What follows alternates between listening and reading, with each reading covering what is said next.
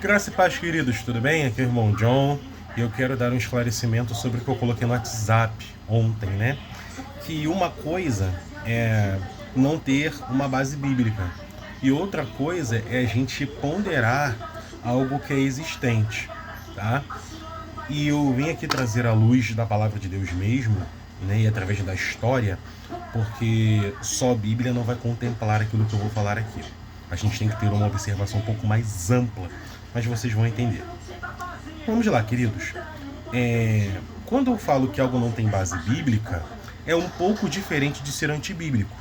Se eu tratar tudo que a Bíblia não contempla como algo antibíblico, algo que, entre aspas, não existe, nós estamos ferrados. A Bíblia não fala que existe elevador, ornitorrinco, fábrica, CLT, e existe, na verdade. Então, a não existência na Bíblia não é um parâmetro confiável para dizer que aquilo é ou não da vontade de Deus. E eu digo isso, gente, também porque ao longo das eras, a igreja, aliás, o povo de Deus, ele tem a sua história no geral. E a Bíblia, ela é somente um recorte desse tempo. Claro que a Bíblia, ela foi escrita dentro de um espaço de 1500 anos, né? Desde Moisés até o João no Apocalipse, se passaram ali cerca de 1500 anos e a bibliologia nos relata um pouquinho disso, tá? Mas a Bíblia, no geral, ela fala da criação em Adão, como também fala dos últimos tempos e da descida da Nova Jerusalém. Só que fala de uma forma muito genérica. De uma forma específica e pontual, ela dá alguns recortes específicos. Por exemplo, no povo hebreu, na vez dos israelitas, ou seja, quando eles atravessam ali o deserto para chegar na Terra Prometida, quando há os judeus, né, de fato, quando há ali a divisão dos reinos, e no Novo Testamento a gente já vê o povo judeu e o início da igreja gentílica, que somos nós, por exemplo, tá? Dentro desse aspecto, a gente vê que claramente a Bíblia não contempla de forma específica toda a história do povo de Deus.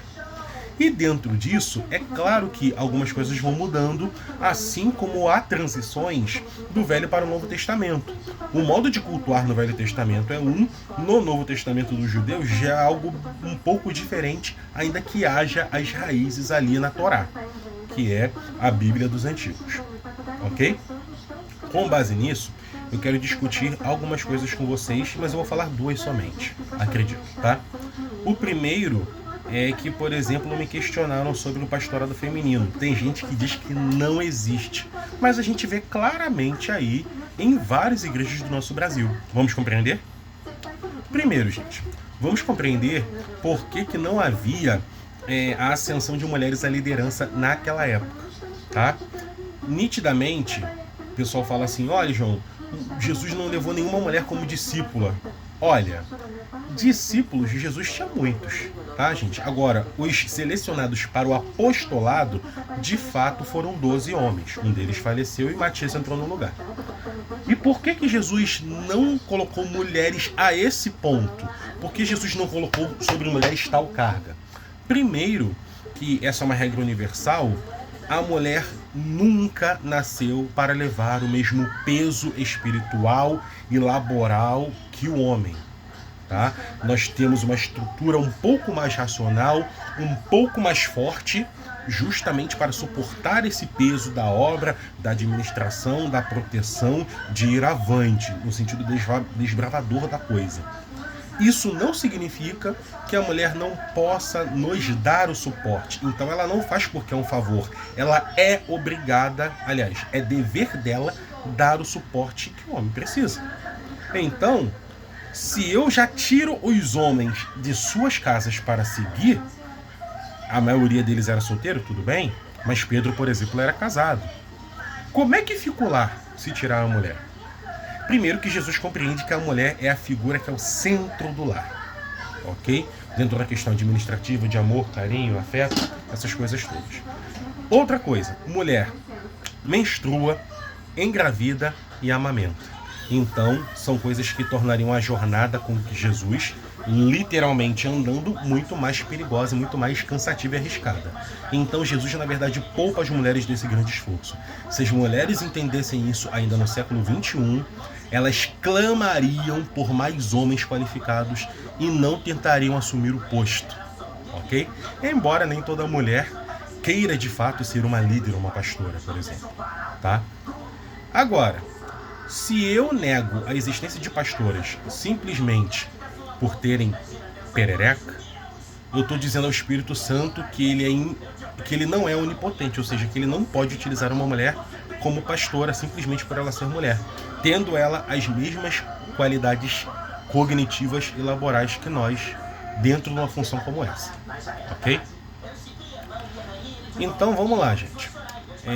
Hoje em dia, a questão de pessoas ali serem ungidas mudou, tá? Outro detalhe que eu esqueci. Mulheres não eram submetidas às escolas farisaicas, tá? Então, além das mulheres terem uma estrutura mais frágil e suas fisiologias, elas também não tinham o conhecimento devido, ok? Hoje em dia, a gente é selecionado até mesmo em trabalho por causa de competências. E as competências são aprendidas em cursos, faculdades, técnicos e por aí vai. E isso independe de sexo. Logo, hoje em dia, você ser capacitado não é necessariamente algo de homem, mas sim algo de estudante, ou estudado, formado para aquilo, ok? Dentro disso, o mercado admite tanto homens quanto mulheres, e inclusive dentro da igreja, hoje em dia, a gente não pode mais combater com a raiz antiga aquilo que é moderno. Então, João, qual a implicância moderna em relação a isso? É o seguinte, eu particularmente vejo que mulheres pastoras, elas devem assumir quando não há homens qualificados, tá? Porque mesmo que eles tenham as mesmas competências para liderar, mesmo nível de formação teológica, por exemplo, há na natureza do homem uma sensação de combate, proteção, energia que é muito diferente da mulher desde a criação do mundo, tá? Então, nisso, o homem ele vai exercer o pastorado de forma muito mais firme e constante do que a mulher, porque a mulher, desde sempre, tem as suas implicações, ok? Mas, na ausência de um homem qualificado, de fato, é possível admitir uma mulher que esteja qualificada, ok? Agora, um ponto é o seguinte, a questão da qualificação, ela necessariamente implica em líderes de igreja, porque pastorado não é cargo, mas é dom ministerial, tá? Você pode pastorear, cuidar de vidas sem precisar de uma carteirinha de pastor, não tem problema nenhum, tá? Se Deus te deu esse dom, use. Agora, para presidir uma congregação, aí a gente vai lá para 1 Timóteo 3, onde você fala do episcopado. E aí tem uma parte que é interessante, que é incomum, porque é o seguinte, lá se fala o seguinte, que seja marido de uma só mulher, a mulher também pode ser de um só marido. Fala-se para não ser dada ao vinho, a mulher também pode fazer. Agora, que lidere bem a sua casa, que governe bem a sua casa. Então, a governança aí pode ser tanto uma administração física ou financeira, coisa do tipo, quanto ser o líder, a figura central da casa. Dentro desse aspecto de Timóteo, e que permanece até hoje, o homem tem essa função. Então, realmente, fica esquisito se dentro do lar dessa mulher existe um homem qualificado e ele não é pastor, mas a mulher sim, tá?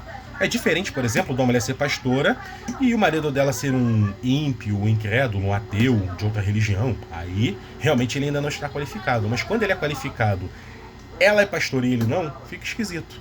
E um outro detalhe, quem disse que o fato dele ser pastor, ela tem que ser pastora? Isso não se aplica a todo caso. Nem sempre um casal tem o mesmo dom ministerial, ok? E a mesma coisa serve, gente, por exemplo, para ministério de louvor, ministério de dança, cantina, que mais? Campanha, subida ao monte para ter vitória tal, 7 mergulhos de Naamã, igreja tanque de Betesda. Gente, muita coisa é invenção, distorção de contexto bíblico e muita coisa é realmente invenção da cabeça do pessoal para atrair pessoas. Porque quando tem pessoas miseráveis no lugar e você traz uma apelação que gera uma esperança, elas vão por causa daquilo ali, né?